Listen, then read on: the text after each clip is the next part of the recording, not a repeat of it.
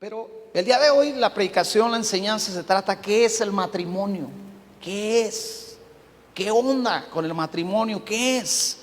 Y déjame decirte, si tú eres alguien que le está pensando, sin importar la edad, porque hay jóvenes que ya desde jóvenes le están pensando para casarse, o niños que aún desde niños le están pensando para casarse. El día de mañana hay niños que dicen: sí, yo me voy a casar, y en su inocencia de niños dicen: voy a tener tantos hijos. Pero hay niños que ya dicen y han dicho: yo no me voy a casar. ¿Para qué? Para estar como esta señora toda maltratada, o este hombre todo agobiado, ¿verdad? Y si tú eres alguien que la está pensando para casarse, déjame felicitarte, porque así debe de ser. El casarse, el entrar en el santo estado del matrimonio, es algo que merece la pena que lo pensemos y lo consideremos muy bien. ¿Por qué? Porque ahorita vamos a ver lo que es el matrimonio. ¿Qué es el matrimonio? ¿Cómo describirías tú el matrimonio? ¿Cómo definirías tú el matrimonio? ¿Qué es y qué no es el matrimonio?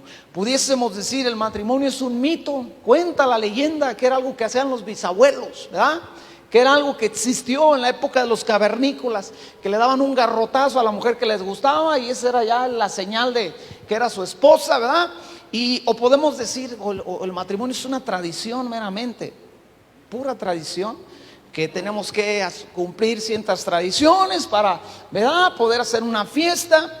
O es una imposición de parte del papá, mamá, o de los mismos líderes de la iglesia.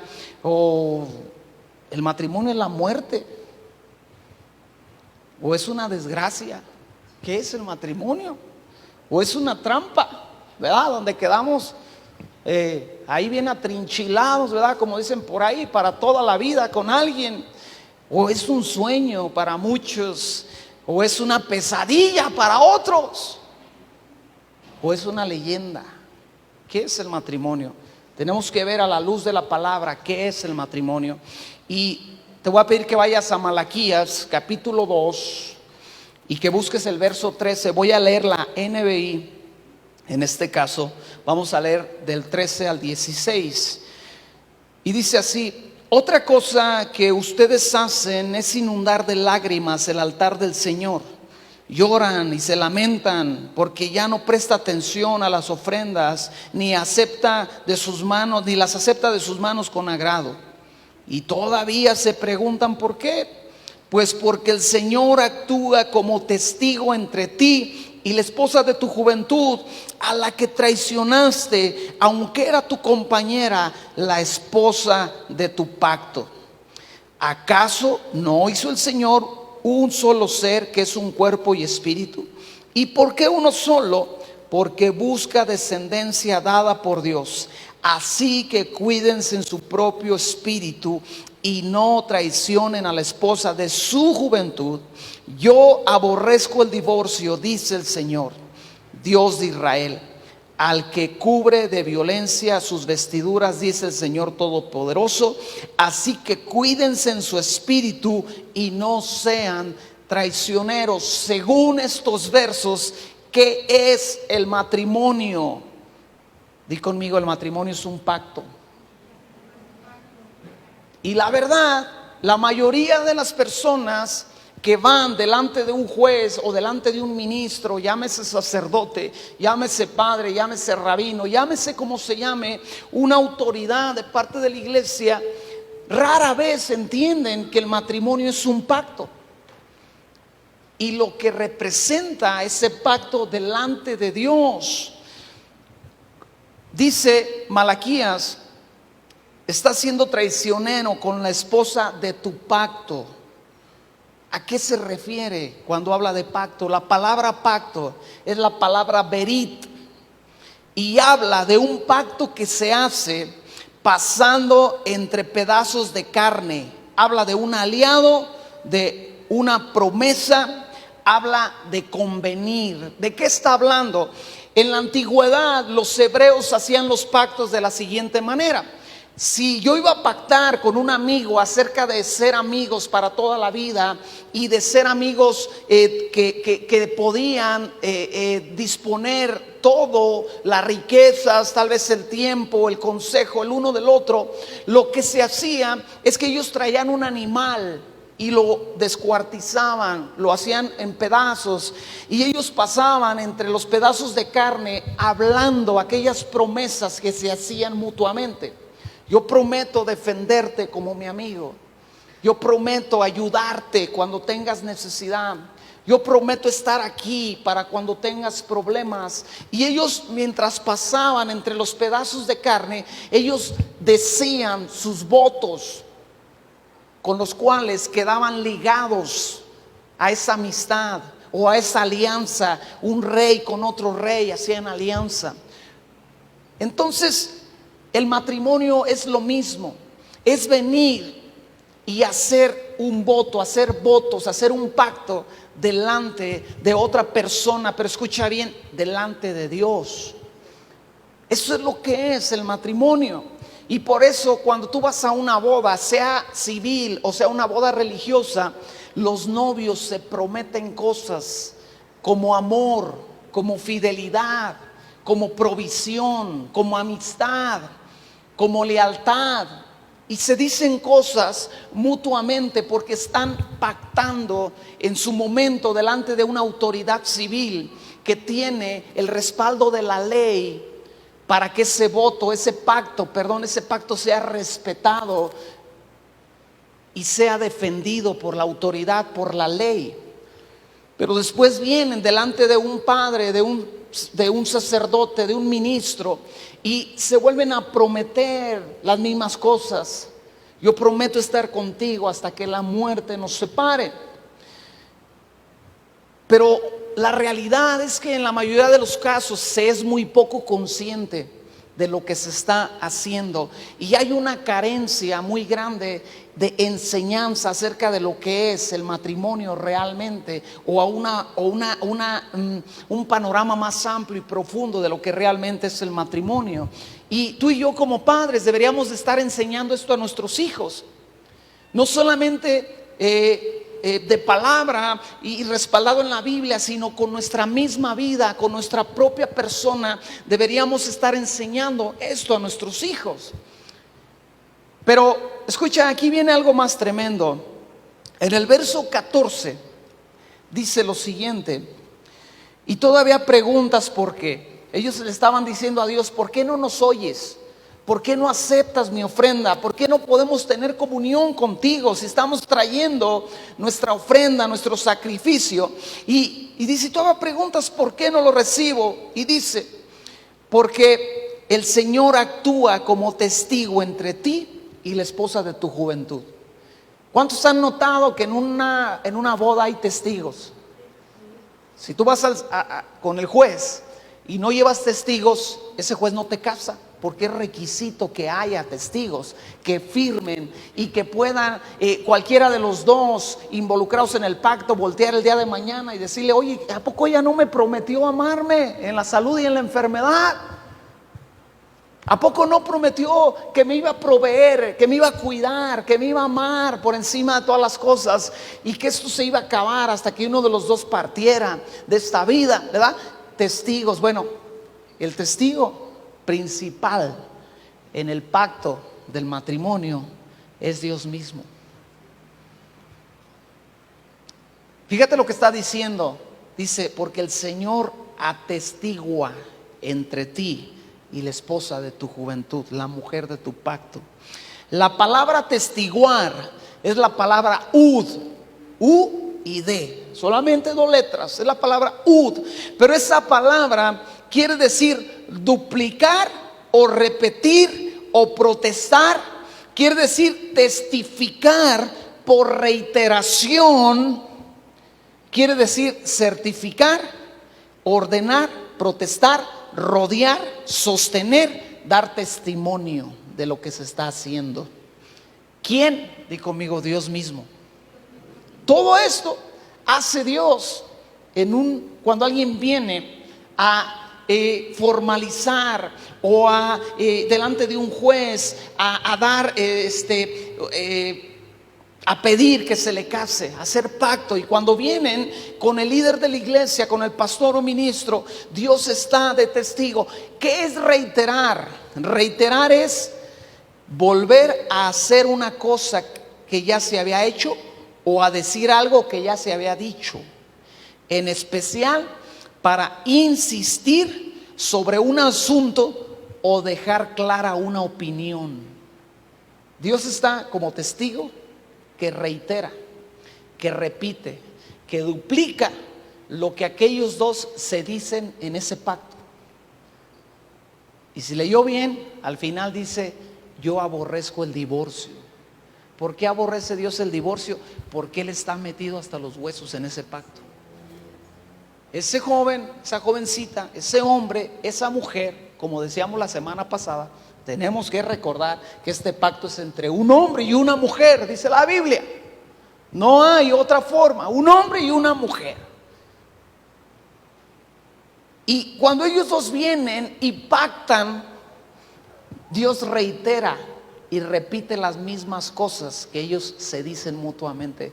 Cuando yo me casé, delante del juez y delante de un ministro, yo le dije a mi esposa: prometo amarte. Y Dios le dijo: prometemos amarte. Prometemos amarte. Él y yo te vamos a amar. Prometo cuidarte. Y Dios dijo: prometemos cuidarte de ti como mujer, porque sé que eres un vaso frágil, porque sé que eres vulnerable. Así que prometemos cuidarte. Y luego ella volteó y dijo: yo prometo cuidar el dinero que me das. Y Dios a mí me dijo: prometemos cuidar el dinero que nos des, porque va a ser tu esfuerzo. ¿Me está entendiendo? Cómo Dios está metido en este asunto del matrimonio hasta los huesos, hasta el tuétano. Entonces por eso Él detesta cuando alguno de los dos abandona, porque Él no quiere abandonar dicho pacto. Él se niega con todo su ser a abandonar dicho pacto. Algunas veces me han preguntado a mí: oye, ¿por qué será que una pareja que vive juntos por 1 año, 2, 5 años, 15 años, deciden casarse y empiezan las broncas? No sé si a usted ha escuchado esa historia. Y yo lo único que puedo decir es que las huestes del infierno se enojan porque esa pareja, ese hombre y esa mujer han decidido pactar entre ellos, y Dios está en el pacto. Entonces ahora el enemigo dice: bueno, entonces ahora sí voy a destruir algo que no había, porque antes no había pacto. Entonces ahora voy a lanzar mis mejores ataques, porque yo sé que ahora voy a destruir algo, voy a provocar algo que Dios aborrece. Dios aborrece el divorcio. Entonces ahora tengo donde atacar, tengo algo que a Dios le duele si yo lo toco, si yo lo derribo, si yo lo derrumbo. No sé si me estoy explicando, si estoy logrando hacer que usted entienda de qué se trata todo esto. Entonces, el matrimonio no es un sueño, no es una ideología, no es una regla, no es una tradición. El matrimonio es un pacto entre un hombre y una mujer y Dios mismo. Escucha, no es solamente entre un hombre y una mujer, no, es entre un hombre, una mujer y Dios. Porque Dios está ahí metido hasta el tuétano, hasta los huesos, hasta el alma. ¿Por qué crees que en su gran misericordia Él nos recuerda constantemente lo que prometimos? ¿Verdad? Cuando aquella mujer, ¿verdad?, amanece Chucky y el Espíritu Santo viene y te dice: pues es que prometimos amarla, compadre, así que no te preocupes, yo te voy a ayudar a amarla en los días que ella amanece Chucky, ¿verdad? Y cuando ese hombre también amanece Chucky, porque también los hombres amanecemos Chuckys, el Espíritu Santo viene y te dice a ti como esposa: acuérdate que dijiste que ibas a estar con él en las buenas y en las malas. Hoy son las malas. Hoy es un día malo para este tipo. Hoy es un día que no es tan bueno para él. Así que vamos a estar con él porque lo prometimos. Y el Espíritu Santo te alienta, te capacita, te da eso que solamente Él puede dar. Quiero que me acompañes a Génesis capítulo 2, verso 22, y que veamos tú y yo el primer matrimonio que se llevó a cabo sobre la faz de la tierra. Obviamente estamos hablando de Adán y de Eva. Otra vez lo recalcamos, entre un hombre y una mujer. No fue entre Adán y Juan. Va. Verso 22 de Génesis 2. Y de la costilla que Jehová Dios tomó del hombre, hizo una mujer y la trajo al hombre. Dijo entonces Adán, di conmigo, Adán dijo, que te quede bien claro lo que está diciendo la Biblia. Adán dijo: esto es ahora hueso de mis huesos y carne de mi carne. Esta será llamada varona, porque del varón fue tomada. Verso 24. Por tanto dejará el hombre a su padre y a su madre, y se unirá a su mujer, y serán una sola carne. Y el verso 25. Y estaban ambos desnudos, Adán y su mujer, y no se avergonzaban. ¿Quién dijo las palabras que acabamos de leer? Adán. Y estaba ahí Dios mismo presente, porque le había traído a presentar a Eva. Y Adán, obviamente conectado con el corazón de Dios, obviamente inspirado, obviamente respaldado por Dios, dice con su propia boca lo que esta mujer era, y dice lo que esta mujer es para él. Dice: tú eres hueso de mis huesos, tú eres carne de mi carne, y eres llamada varona porque fuiste tomada de mí. Entonces yo voy a dejar, el hombre tendrá que dejar a su padre y a su madre y unirse a una como tú, y serán una sola carne. Estaban pactando. ¿Delante de quién? Delante de Dios. Pero te repito, ¿quién dijo semejante cosa? Adán, es lo que la Biblia dice. Pero si tú vas a Mateo 19 y lees las siguientes palabras de Jesús, ahí es donde mucha gente que no conoce a Dios y que pretende conocer la palabra, dice: es que la Biblia se contradice. Mateo 19, verso 1 al 6, dice lo siguiente: aconteció que cuando Jesús terminó estas palabras, se alejó de Galilea y fue a las regiones de Judea, al otro lado del Jordán, y le siguieron grandes multitudes y los sanó ahí. Entonces vinieron a él los fariseos, tentándole y diciéndole: ¿es lícito al hombre repudiar a su mujer por cualquier causa? Verso 4. Él respondiendo les dijo: ¿no habéis leído que el que los hizo al principio, varón y hembra los hizo? Y dijo: por eso el hombre dejará padre y madre y se unirá a su mujer, y los dos serán una sola carne. Así que no son ya más dos, sino una sola carne. Por tanto, lo que Dios juntó, que no lo separe el hombre. A ver, Jesús está diciendo las mismas palabras que dijo Adán, pero ahora resulta que Jesús dice que quien las dijo fue Dios. O sea, ¿sí está captando lo que estamos leyendo? Génesis dice que fue Adán quien dijo: dejará el hombre a su padre y a su madre y se unirá a su mujer y serán una sola carne. Pero ahora Jesús le están preguntando sobre el divorcio, sobre repudiar a la mujer por cualquier causa, porque ya no me gusta, porque ya no la quiero, porque no estoy a gusto con ella, o porque ya cambió, la razón que sea. Y Jesús dice que esas palabras las dijo Dios. Y ahí es donde muchos se tropiezan y dicen: no, es que la Biblia está llena de contradicciones, se contradice. No, lo que la Biblia hace es que se complementa. Porque ¿qué sucedió aquí? Lo que te estoy diciendo. O sea, Adán dijo esas palabras y Dios repitió esas palabras dentro del pacto que ellos estaban haciendo. Él se comprometió juntamente con Adán en ese pacto. Fue testigo y sigue siendo testigo cada vez que un hombre y una mujer vienen delante de quien deben de venir. Te lo repito, sea una autoridad civil, sea una autoridad eclesiástica, y Dios está ahí presente y pacta No es que simplemente ellos pactan delante de Él, es que Dios pacta con ellos y se compromete con ellos. Y pregúntale a cualquier hombre o mujer que ha logrado vivir en el yugo, en el pacto del matrimonio por años. Ellos dirán: es por amor y misericordia de Dios. Porque si dependiera solamente del hombre, el hombre no es capaz de sostener y de vivir en dicho pacto. Tiene que vivir a través de la misericordia de Dios. Entonces, ¿quién dijo semejantes palabras? Las dijo Adán y las dijo Dios también.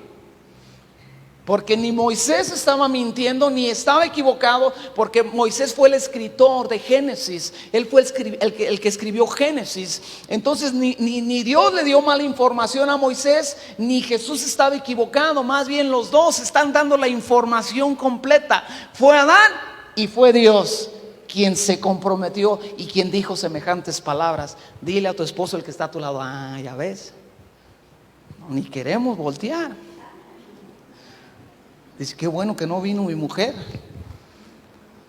El Creador, dice la NBI, el Creador los hizo hombre y mujer y dijo: por eso dejará el hombre a su padre y a su madre y se unirá a su esposa, y los dos llegarán a ser un solo cuerpo. Dios dijo, lo dijo por reiteración, lo dijo por duplicar, por repetir, por atestiguar, porque esta palabra es lo que dice que Dios hace en un pacto matrimonial. Pero el verso 6 yo lo titularía: ándele por preguntones, porque Jesús no solamente confirma lo que era el matrimonio, sino que le agrega palabras que no están en Génesis, y dice: así que ya no son dos, sino uno solo. Por tanto, lo que Dios ha unido, que no lo separe el hombre.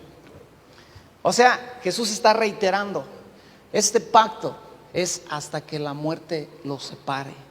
Este compromiso no se puede acabar hasta que uno de los dos parta con el Señor, hasta que uno de los dos sea llamado a la presencia del Señor. Es la forma de salir. La palabra juntar es una palabra igual de complicada que vivirla. Suseugnumuni, es lo que así se escribe. Suseugnumi, perdón, hasta lo dije mal. Suseugnumi. Esta palabra juntar es uncir en yugo juntos, unirse en matrimonio. O sea, el matrimonio es un yugo. ¿Sí saben lo que es un yugo? ¿Verdad? No lo vemos porque no somos gente de campo, pero un yugo es un pedazo de madera que unía a dos bueyes para que trabajasen juntos. Y no se podían zafar, ni podía correr uno porque el otro no lo dejaba o lo arrastraba. O el otro no le podía echar ganas porque el otro lo empujaba y le sacaba ampollas en el cuello porque el otro se estaba... O sea, fíjese, todo esto es el matrimonio. El matrimonio es un yugo. Si usted busca en el Google la palabra uncir, es atar el yugo a los bueyes o mulas de una yunta, amarrar, fijar, para que no se les caiga, para que no les lastime también. Entonces, hasta aquí, hablando de lo que la Biblia dice del matrimonio, podemos decir lo siguiente: el matrimonio es un pacto. El entrar en ese pacto es tomar la decisión de cerrar la puerta detrás de sí para vivir el resto de mi vida con la persona que Dios me presentó y puso en mi corazón para hacer dicho pacto. Al cerrar la puerta, la única forma de salir es cuando del otro lado de la puerta, que es la única manija que hay exterior, esa manija sea girada por los dedos de la muerte para decir que alguien tiene que partir. Algunos podrán decir: ¿quién puede resistir tal cosa? Quedar atrapado en manos de un ser tan defectuoso hasta el día de la muerte. Pero recuerda que antes de que cierres la puerta, la fiel y hermosa presencia de Dios se metió para encerrarse con dos personas que necesitarán todos los atributos que Él posee para que ese yugo sea fácil y sea ligero. Dios diseñó el matrimonio sin escapatoria. Ni aunque le preguntes a Houdini cómo salir. La única forma de salir legalmente es colgando los tenis, entregando la vida.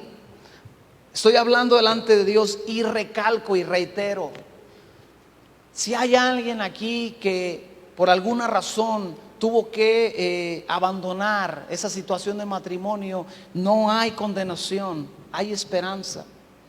Dios no está aquí para traer condenación, Dios está aquí para traer esperanza. Pero bíblicamente, en el corazón de Dios así es. Recuerda que los yugos de Dios son fáciles y son ligeros. Dios diseñó el matrimonio sin escapatoria para que cada vez que los retos de nos enfrenten, corramos a esa parte de la habitación donde encontraremos en Él lo que tanto necesitamos para continuar adelante hasta el día que Dios nos llame a su presencia. Por eso te digo, es un tema que se debe de pensar, porque es meterte en un pacto donde cierras la puerta y no hay chapa por dentro. La única forma es que llegue el día de la muerte y abra la puerta y diga: tú te vas conmigo, vámonos, es tiempo de partir. Ahora, ¿por qué no podemos quedarnos nada más de toda una vida de noviazgo o simplemente vivir juntos, caminar en acuerdo, vivir bien? Porque entiéndeme, yo conozco personas que viven bien aún que no han pactado. O sea, son buenos hombres, buenas mujeres, son buenos padres. ¿Y por qué no podemos quedarnos así simplemente? O sea, ¿por qué no continuamos adelante? Bueno, acompáñame a Primera de Pedro, capítulo 3.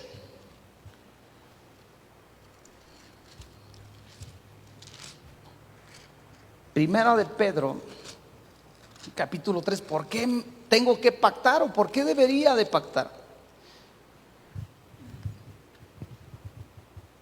Pongan atención a lo que vamos a leer. Está bien interesante. Dice así: asimismo vosotras, mujeres, estad sujetas a vuestros maridos, para que también los que no creen a la palabra sean ganados sin palabra por la conducta de sus esposas, considerando vuestra conducta casta y respetuosa. Vuestro atavío no sea el externo de peinados ostentosos, de adornos de oro, de vestidos lujosos, sino el interno, el del corazón, en el espíritu incorruptible, ornato de un espíritu afable y apacible, que es de grande estima delante de Dios.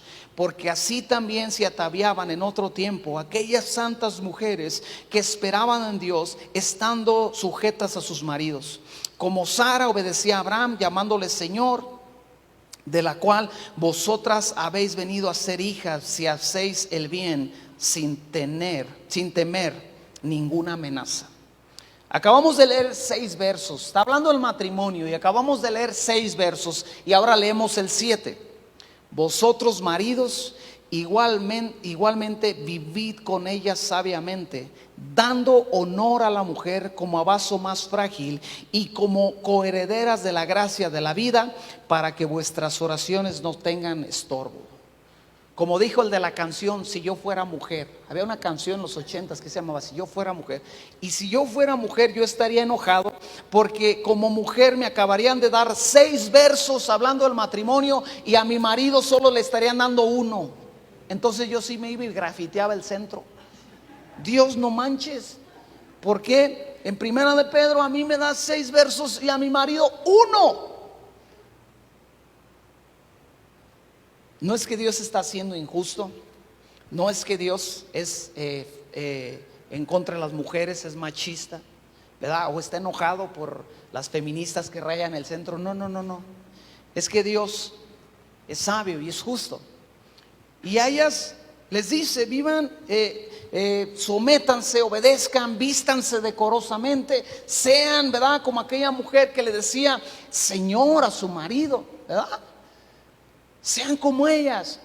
Y al marido solo le dice: vive con ella sabiamente, dale honor, porque ella es coheredera de la gracia de la vida. O sea, solamente le da dos cosas. Sé sabio para vivir con ella y dale honor a esa mujer. Ahora, escucha la palabra honor. La palabra honor es la palabra timé y es un valor, habla de dinero pagado, de algo que tú pagaste, habla de algo valioso, habla de estimar del más alto grado, habla de dignidad en sí. Escucha, ¿por qué yo debería o por qué hice bien al casarme con mi esposa? Escucha bien, porque al hacerlo no solamente estoy obedeciendo un precepto de parte de Dios, sino que estoy haciendo algo bien importante. Estoy dándole honor a una mujer con la cual yo voy a cerrar la puerta y voy a vivir con ella el resto de mi vida. Así que más vale que esa señora esté contenta conmigo. Más vale que esa señora amanezca lo menos posible o los menos días posibles Chucky, porque no hay escapatoria para mí, porque estaré metido con ella hasta que Dios me llame. Y escucha, yo lo puedo pensar así: tengo 46 y si me muero a los 86 me faltarían 40 años encerrado con una leona despierta y enojada. Por eso dice la Biblia: sé sabio y vive con ella sabiamente. Y cuando yo le dije: me quiero casar contigo, de ti estoy enamorado y vengo exclusivamente, no, esa es una canción, ¿verdad? Pero cuando yo vine y le dije: me quiero casar contigo, yo le estaba dando honor, le estaba dando honra. Pero escucha, veíamos la semana pasada que una de las palabras para esposa en Cantar de los Cantares es novia perfecta, es nuera, es novia desposada. Después de que le dije a ella que me iba a casar con ella, fui con mis papás y le dije: me voy a casar. Así que yo ocupo que ustedes vayan conmigo a la casa de ella a hablar con sus papás. Y ahora yo estaba no solamente dando honor a ella, estaba dando honor a mi padre y a mi madre, les estaba dando su lugar. Y juntos le íbamos a dar honor a ese hombre y a esa mujer que son los padres de mi esposa.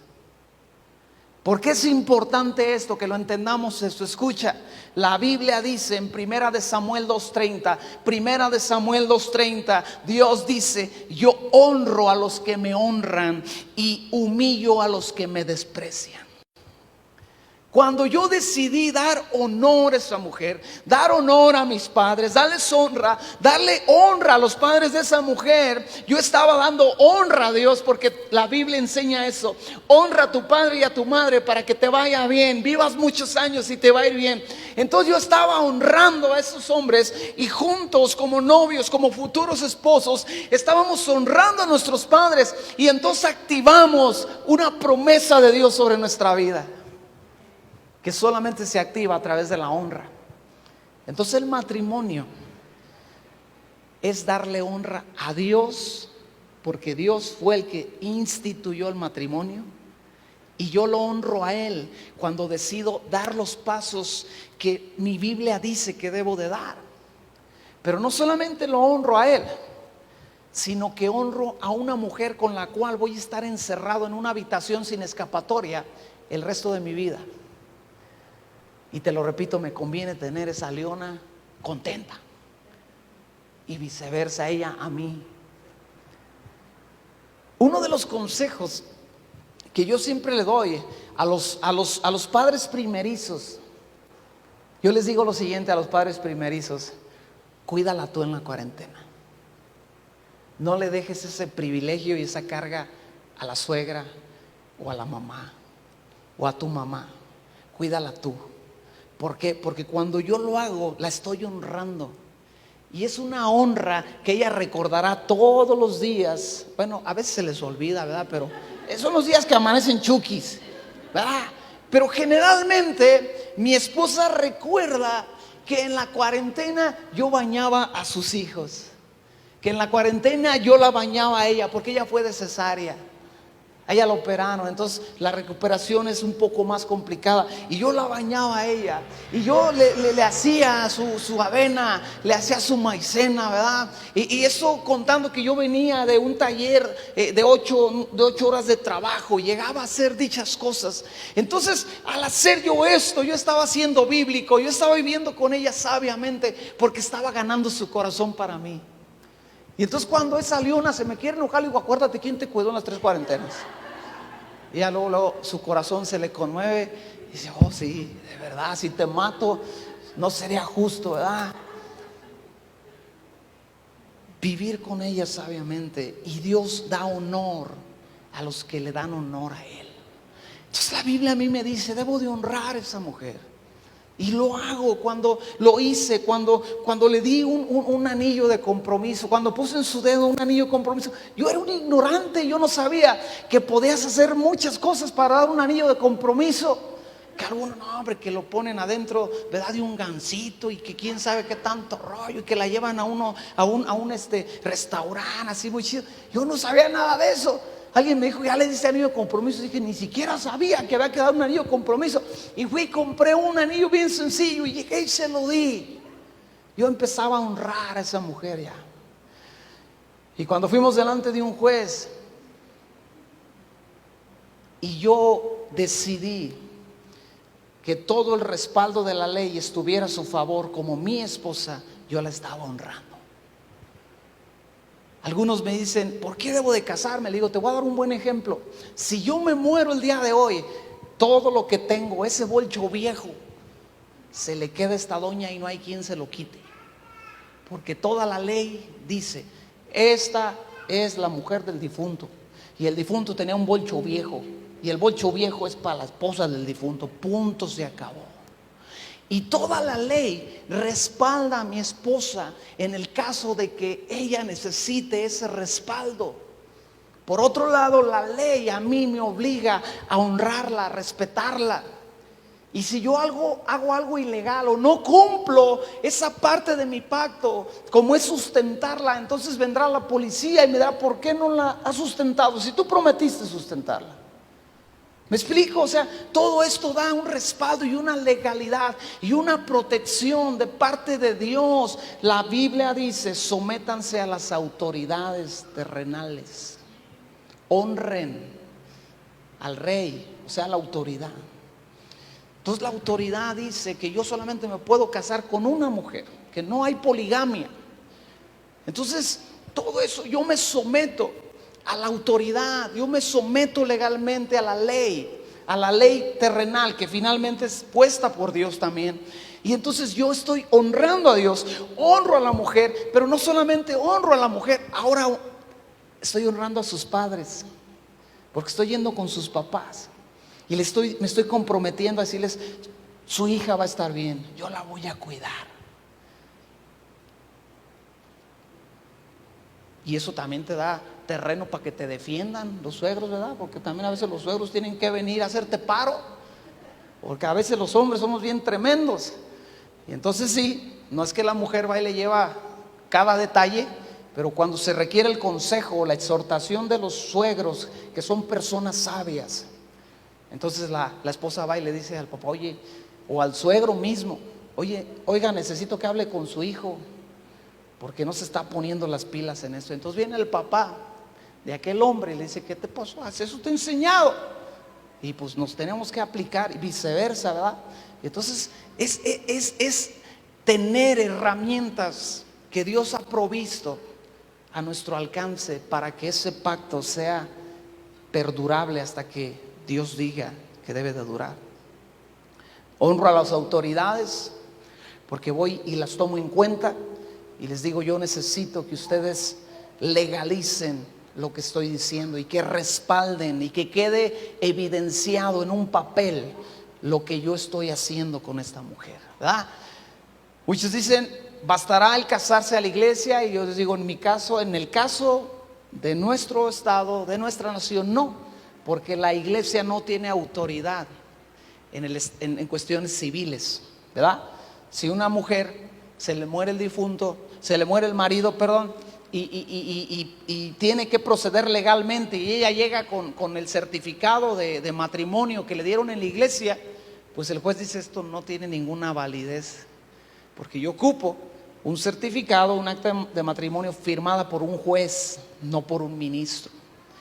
Ahora, ¿eso quiere decir que no importa el tema de la iglesia? No, o sea, lo que sucede es que ese matrimonio va delante de un juez, que es la autoridad civil y legal.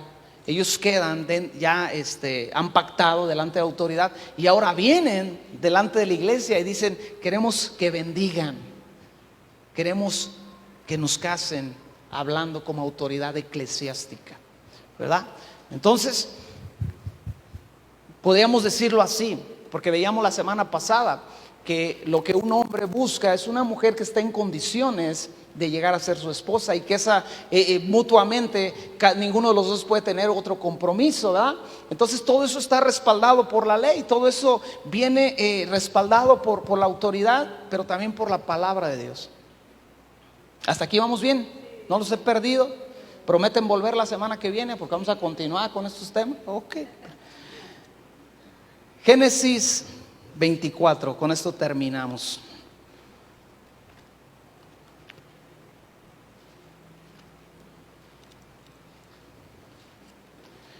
Voy a hacer una pregunta mientras buscas Génesis 24.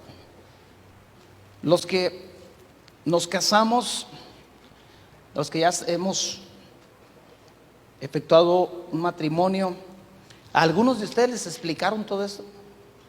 A mí no. O sea, sí me dieron un buen curso matrimonial, y me sirvió mucho, pero hablando en sí de lo que es el matrimonio y el pacto que es y cómo se hace y lo que representa, a mí no me dijeron esto. ¿Alguien más se lo explicaron? No, nadie más. Mira, hay una persona que sí se lo explicaron. Por ahí alguien movió la mano, no sé si protestando, diciendo que sí. Pero mira, mi carga en mi corazón es la siguiente: es que yo veo una falta de información a nivel general, en todos los aspectos, en la sociedad, pero también en la iglesia. Y veo que muchos vienen, o algunos vienen y hacen, dan este paso con la mejor intención, con los sueños en el corazón, pero sin entender lo que realmente representa.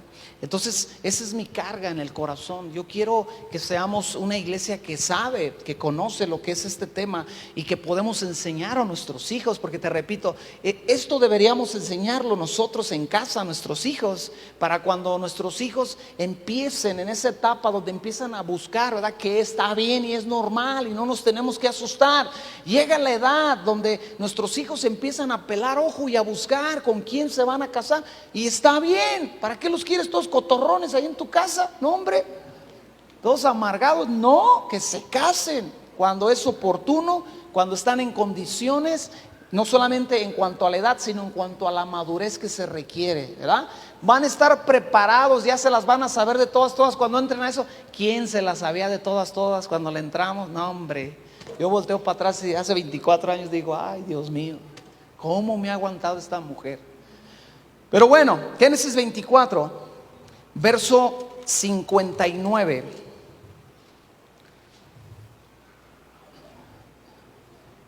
Dice lo siguiente. Ahorita te resumo la historia. Entonces dejaron ir a Rebeca, su hermana, y a su nodriza, y al criado de Abraham, y a sus hombres. Y bendijeron a Rebeca, y le dijeron: hermana nuestra, sé madre de millares, y posean tus descendientes las puertas de tus enemigos. Entonces se levantó Rebeca y sus doncellas, y tomaron y montaron en los camellos, y siguieron al hombre. Y el criado tomó a Rebeca y se fue. Y venía Isaac del pozo, del viviente que me ve, porque él habitaba el Negev. Y había salido Isaac a meditar al campo a la hora de la tarde, y alzando sus ojos miró, y he aquí los camellos que venían. Rebeca también alzó sus ojos y vio a Isaac, y descendió del camello, porque había preguntado al criado: ¿quién es este varón que viene que viene por el campo hacia nosotros. Y el criado había respondido: este es mi señor Elías. Entonces tomó el velo y se cubrió. 66. Entonces el criado tomó a Isaac, contó a Isaac todo lo que había hecho, y la trajo Isaac a la tienda de su madre Sara, y tomó a Rebeca por su mujer y la amó, y se consoló Isaac después de la muerte de su madre. La historia que acabamos de leer comienza cuando Abraham dice: mi hijo Isaac necesita esposa, y agarra a su criado, al de más confianza, aquel que tenía autoridad sobre todos sus bienes, y le dice: ve a la tierra de mis padres y busca una esposa para Isaac. Debe de tener, no busque, no se va a casar mi hijo con una cananea, no se va a casar con una extranjera, se va a casar con los parientes de mi familia, de mis padres. Y este varón va, ora y le dice: Dios, yo te pido que me reveles, que me digas quién es esa mujer que va a ser la esposa del hijo de mi amo. Y dice: ya sé, Señor, mira, vamos a hacer lo siguiente. A la mujer, llega a un pozo y dice: a la mujer que venga con un cántaro, yo le diga: dame de beber, y que ella me diga: no solamente te voy a dar a ti, sino le voy a dar a todos tus camellos. Esa mujer es la que ando buscando. Y entonces se aparece Rebeca, que era pariente de Abraham, era la familia de Abraham. Y él le dice: dame de beber, te ruego. Y ella dice: bebe y daré a tus camellos. Pero ella fue pedida. Si usted ve la historia, este hombre habla con su familia y le dice: mi amo me mandó a buscar una mujer, llore, y esta es la mujer a la que Dios me guió. Y le da un brazalete, le da unas joyas, y ella accede, y la familia accede, dice, y la enviaron. Pero cuando la envían con bendición. Y le dicen: sé prosperada, y que tu descendencia conquiste a tus enemigos. Y cuando tú y yo pactamos delante de Dios, cuando yo fui y pacté con mi esposa y con Dios, y delante de la iglesia, delante de la familia, los padres, sus papás y mis papás nos bendijeron y dijeron: que les vaya bien. Entonces, 24 años de matrimonio que yo he vivido, y te decía la semana pasada, no solamente 24 años de matrimonio, sino los he disfrutado y estoy enamorado de mi esposa cada día más. No ha sido el resultado de que yo soy bien perrón, no, hombre. Ha sido el resultado de que hemos aplicado principios bíblicos y hemos obtenido cosas que solamente vienen a través de aplicar principios bíblicos, como la bendición de los padres. Cuando a mí me toca presidir una boda, a mí me encanta cuando los papás oran por los novios, pero me encanta aún más cuando ese hombre y esa mujer le dan las gracias a sus padres por haberlos cuidado, aguantado, soportado y educado, y los honran delante de la iglesia, delante de los familiares, porque yo sé que ellos están activando un poder a su favor de ellos, a favor de ese matrimonio nuevo que los va a sostener toda la vida. Cuando tú escuchas cosas, enseñanzas raras, como la otra vez alguien me comentaba de que lo habían invitado a una reunión donde llega un profeta y tú le das una ofrenda al profeta, y entonces el profeta ora por ti y la bendición de Dios se desata sobre tu vida. Son enseñanzas sin fundamento que llevan toda la intención de que alguien se enriquezca nada más. Pero escucha bien, cuando tú encuentras las enseñanzas que la Biblia sí dice, como honrar a los padres, y lo haces, te va a ir bien en la vida.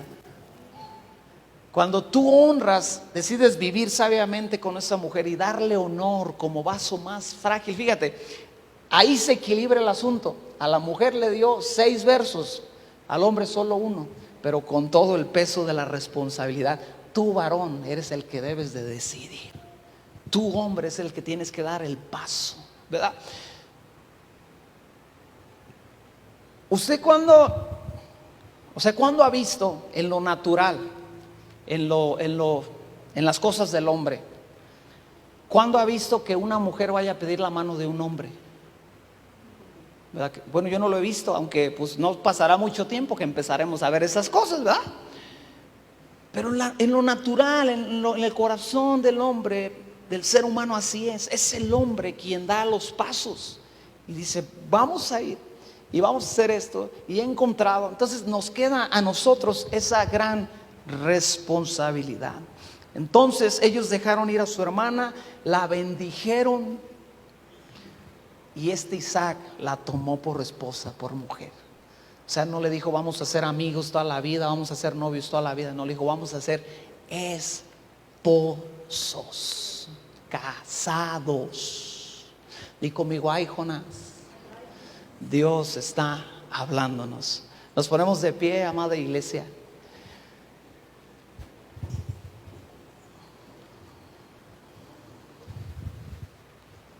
Inclinamos nuestro rostro. Señor Dios, gracias por tu amor y tu gracia y tu favor sobre nuestras vidas. Gracias por poder, Dios, escudriñar la palabra en cuanto a este tema del matrimonio. Gracias por tener un fundamento firme, Dios, el día de hoy, en el cual fijar nuestro pensamiento, en el cual fijar, Padre, la ideología con la cual debemos de caminar y vivir en este tema del matrimonio, Dios, en este tema tan crucial para la sociedad del día de hoy. Gracias, Padre, por hacer tu palabra entendible y por, Señor, ayudarnos a poderla hacer práctica en nuestra vida. Amado Espíritu Santo, yo te pido, yo oro en el nombre de Jesús, para que tú sanes en el corazón este tema, Señor, en el corazón de tu pueblo, en el corazón de tus hijos. Porque, Señor, yo sé que es un tema que ha causado mucho dolor, que ha causado, Padre, muchos estragos en el corazón, Padre, de tus hijos y de tus hijas. Y yo quiero orar por sanidad, Padre. Algunos, Señor, porque vieron un matrimonio que no reunía las características bíblicas, y se crearon, Dios, ideas y pensamientos que no provienen de ti. Yo oro por sanidad, Dios, en esta hora.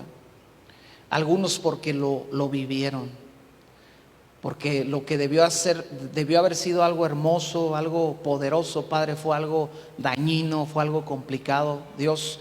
Y yo también oro por sanidad. Y, Padre, oro por sanidad en el corazón de todos nosotros, para que cuando toquemos este tema del matrimonio en cualquiera de los aspectos, Señor, como aquellos que están pensando tomar esta decisión, o como aquellos que están aconsejando a otros para que tomen esta decisión, o como aquellos que están educando a sus hijos para prepararlos para el día que ellos tengan que tomar esta decisión, Padre, yo oro por sanidad, por un corazón sano en cuanto al tema del matrimonio, Dios. Yo te pido que ayudes a perdonar si hay que perdonar, que ayudes, Señor, a superar si hay que superar, que ayudes, Señor, a entender si hay que entender algo, Padre Dios. Y yo te pido que como iglesia, Dios, no solamente esta congregación, sino cada congregación en Morelia, como iglesia, podamos, Señor, mostrar a este mundo lo que es un matrimonio según tu corazón y según tu palabra. Un matrimonio que cumple, Dios, con los conceptos bíblicos que tú nos enseñas. Así que, Dios, yo oro también por libertad en el corazón y por libertad en la mente, Padre, por cualquier atadura o engaño que el enemigo haya logrado traer. Yo oro, Padre, que los corazones sean libres de temor en el nombre de Jesús, porque sé y entiendo, Padre, y también conozco esa parte de tener miedo a esta decisión, de tener miedo a este tema, Señor. Así que, Padre Dios, yo oro también, Señor, por libertad en el corazón, en el nombre poderoso de Cristo Jesús, Dios. Y yo en tu nombre, Padre, quiero bendecir a tu pueblo. Quiero pedirte que esta enseñanza sea una levadura en nuestra mente, en nuestro corazón, en nuestro espíritu, Padre, y que llegue a impregnar toda nuestra vida, todos nuestros pensamientos, y que podamos enseñar no solamente a esta generación, sino a la generación que viene detrás de nosotros, y que podamos enseñar a nuestros hijos y nuestros hijos a sus hijos y los hijos de ellos a sus hijos, y así sucesivamente, Padre, este tema de una forma sana y de una forma doctrinalmente correcta, Padre. Así que te bendecimos en el nombre de Jesús. Todos decimos amén. Amén.